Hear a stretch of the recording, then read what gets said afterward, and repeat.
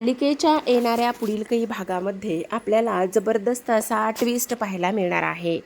ऋषी आणि कमळीचं बोलणं ऐकताच गौरीने रात्रीत धमाल करत राजनला पत्राद्वारे मनातलं गुपित आणि त्याचं आयुष्य सुधारण्यासाठी खूप मोठं टोकाचं पाऊल उचललेलं असतं. हेच आपल्याला या आजच्या ट्विस्टमध्ये जाणून घ्यायचं आहे, पाहायचं आहे, तर व्हिडिओ शेवटपर्यंत नक्कीच पहा. तर आता प्रेक्षकांनो, आपण मालिकेमध्ये पाहतोय नयनतारा आणि रोहित हे दोघेही जण ऑफिसमधून घरी येतात तेव्हा समोर कमळी दिसते. तर नयनतारा म्हणत असते, कमळी तू इथे काय करतेस? त्यावर ऋषी म्हणत असतो, अगं आई, मीच तिला इथे बोलवले. का, कशासाठी? म्हणजे काय आहे ना, तिचा अभ्यास फारसा काही नीट होत नाही, तिला कॉलेजमध्ये न बोलवण्याची सक्त ताकीद दिली आहे ना, म्हणून मी म्हटलं तिचं कोणतंही नुकसान व्हायला नको, म्हणून मी तिला इथे बोलवलंय. नयनताराला कमळी अजिबात आवडत नसते. ऋषीच्या जवळ जाणं, त्याचबरोबर ऋषी आणि कमळीने ह्या दोघांनीही एकत्र वेळ घालवणं, ह्या गोष्टी अजिबात आवडत नसतात आणि त्याचमुळे नयनतारा तिला होता होईल तेवढं बाहेर काढण्याचा प्रयत्न करते.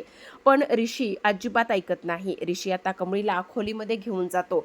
जेव्हा ऋषी आणि कमळी हे दोघेही जण खोलीत येतात तेव्हा ऋषी फ्रेश होतो, तर कमळी तिथेच बसलेली असते. इकडे आता नयनतारांच्या मनाची फार घालमेल सुरू असते. तेवढ्यातच गौरी तिथे येते आणि म्हणत असते, काय झाले मालकीनबाई, तुम्ही एवढ्या अस्वस्थ का आहात? तेव्हा नयनतारा तिला म्हणते, हे बघ, व ऋषीच्या खोलीमध्ये एक मुलगी आली आहे. काही जरी झालं तरी तू तिथून हलायचं नाहीयेस.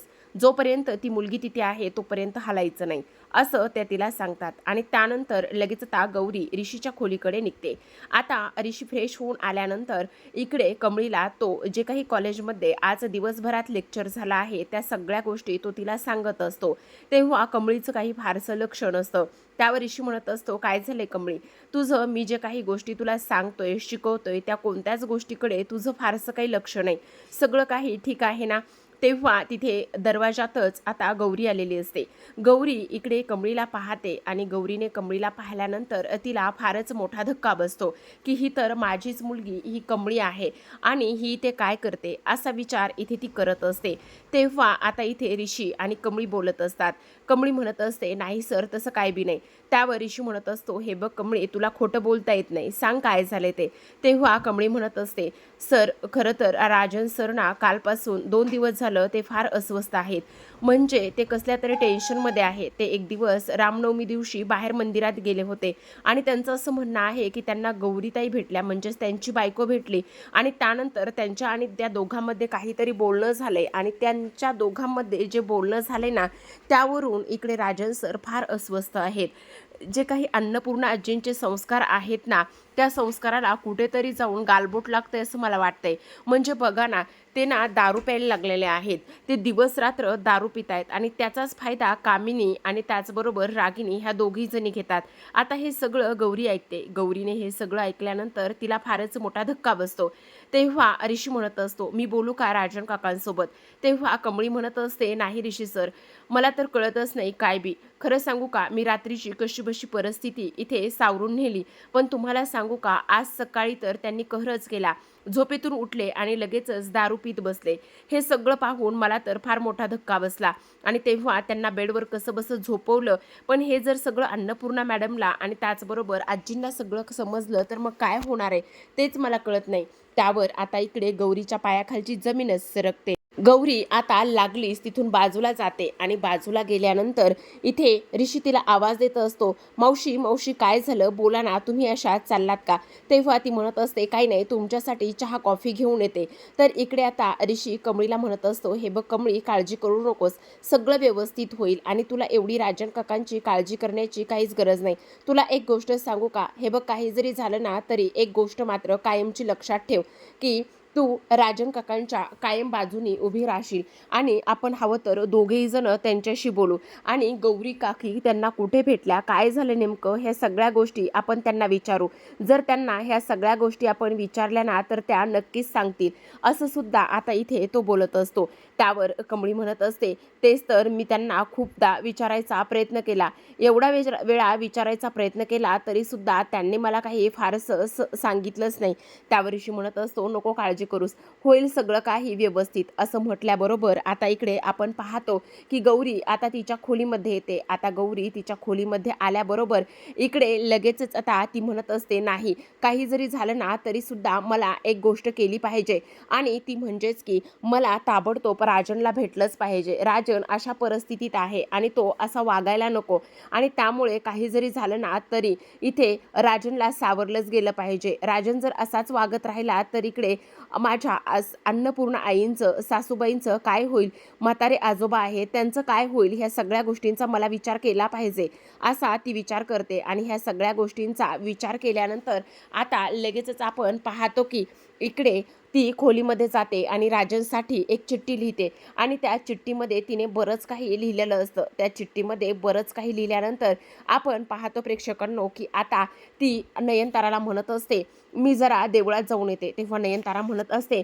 अहो मावशी एवढ्या उशिरा कुठे देवळात जाताय? तेव्हा ती म्हणत असते, माझं फार महत्त्वाचं काम आहे, तुम्ही नका काळजी करू, मी नवस बोलले होते आणि त्यामुळेच मी जाऊन येते, मी ताबडतोब लवकरच जाऊन येईल असं सुद्धा ती इथे सांगते. आणि ताबडतोब लगेचच आता अंधार पडतो तोपर्यंत ती मंदिरातच बसलेली असते. जेव्हा एकदम अंधार पडतो तेव्हा ती आता अन्नपूर्णाच्या घरात येते आणि राजनच्या खोलीमध्ये जाते. राजनच्या खोलीमध्ये गेल्यानंतर ती लगेच ती चिठ्ठी राजनच्या समोर फेकत असते. राजनला कसला तरी काहीतरी पडल्याचा आवाज येतो आणि त्याच वेळेला राजन उठून उभा राहतो आणि पाहतो तर एक कागद असतो, मंद प्रकाश लावलेला असतो. आता कमळी राजनला पाहायला आलेली असते तर गौरी तिथेच खिडकीच्या आड लपलेली असते. कमळी दरवाजात उभी असते आणि तेव्हा राजन ती चिठ्ठी वाचतात. त्या चिठ्ठीमध्ये असं लिहिलेलं असतं की हे बघा राजन, तुम्ही काळजी करू नका, तुमची गौरी मी बोलत आहे. काही जरी झालं तरी तुम्ही असं दारू पिऊन स्वतःला कमजोर करू नका आणि मी जे काही मंदिरात तुमच्याशी बोलले ते मी खोटं बोलले आहे, कारण मला तुमच्या समोर यायचं नाही, मला तुमच्या आयुष्यात यायचं नाही. तुम्ही तुमच्या आयुष्यात तुमच्या लेकीबरोबर, तुमच्या दुसऱ्या बायकोबरोबर सुखात आहात, आनंदात आहात. मला कोणाचाही पदरातलं सुख हिरावून घ्यायचं नाहीये आणि त्यामुळे मी हे सगळं काही असं वागले. प्लीज मला विसरून जा, पण दारू वगैरे पिऊ नका असं त्या चिठ्ठीत लिहिलेलं असतं. तर इकडे आता ऋषी घरी आलेला असतो, बराच उशीर झालेला असतो आणि त्याच वेळेला आता नयनतारा म्हणत असते, अरे काय हे ऋषी, अजून तरी गौरीताई बराच वेळ बाहेर गेल्या आहेत पण त्या अजून तरी इथे घरी आल्या नाहीत. त्यावर ऋषी म्हणत असतो, तू नको काळजी करूस, येतील त्या लवकरच. पण तुला काय झालंय, तू तर कमळीला सोडवायला गेला होतास ना? तेव्हा तो म्हणत असतो, नाही नाही मला काही नाही झालं, सगळं काही ठीक आहे ना? तेव्हा ऋषी म्हणत असतो, अगं सगळं ठीक आहे पण इथे जे राजन काका आहेत ना ते थोडेसे डिस्टर्ब आहे, त्यांची अवस्था फारच विचित्र झाली आहे. तेव्हा नयनतारा विचारते, नेमकं काय झालंय? पण ऋषी म्हणत असतो, नको काळजी करूस, जे काही झालंय ते होईल व्यवस्थित लवकरच. नयनतारा पुन्हा पुन्हा खोदून विचारत असते पण ऋषी मात्र काहीच सांगत नाही. तेव्हा नयनतारा ऋषीला म्हणत असते, बरं ऋषी, आज कमळी घरी आली होती पण इथून पुढे कमळीने घरी येता कामा नये. त्यावर ऋषी म्हणत असतो, अगं असं काय करतेस, मी एक टीचर आहे आणि टीचरच्या नात्याने तिला काही अडलं नडलं हे मला सांगायचं माझं कर्तव्य आहे आणि मी असं पाठ नाही फिरू शकत. तेवढ्यातच आता गौरी आलेली असते. गौरी दबक्या पाऊलाने आतमध्ये येते. तेवढ्यातच नयनतारा विचारते, काय झालं गौरी, तू कुठे गेलतीस एवढ्या उशिरा? त्यावरती म्हणत असते, बराच वेळ मंदिरात गर्दी होती आणि त्यामुळेच मला यायला उशीर झाला. असं म्हटल्यानंतर आता नयनतारा तिला म्हणत असते, बरं ठीक आहे, जेवण कर आणि झोप. दुसऱ्या बाजूला आपण पाहतो की ती चिठ्ठी वाचल्यानंतर राजन ढसाढसा रडायला लागतो. कमळी धावतच राजनकडे जाते आणि रडणाऱ्या राजनला म्हणत असते, राजन काका प्लीज असं रडू नका ना. राजन म्हणत असतो, कमळी खरं सांगू का, आज पुन्हा गौरीची चिठ्ठी, हे बघ गौरीची चिठ्ठी, ती इथे येऊन देऊन गेली आणि तुला सांगू का माझी गौरी व्यवस्थित आहे ग आणि माझी मुलगी सुद्धा सुखरूप आहे, हाच त्याचा पुरावा आहे. हे सगळं काही ऐकल्यानंतर कमळीला पुन्हा एकदा धक्का बसतो. तर पाहत रहा कमळी. भेटूयात अशाच एका नवीन ट्विस्टमध्ये. तोपर्यंत धन्यवाद.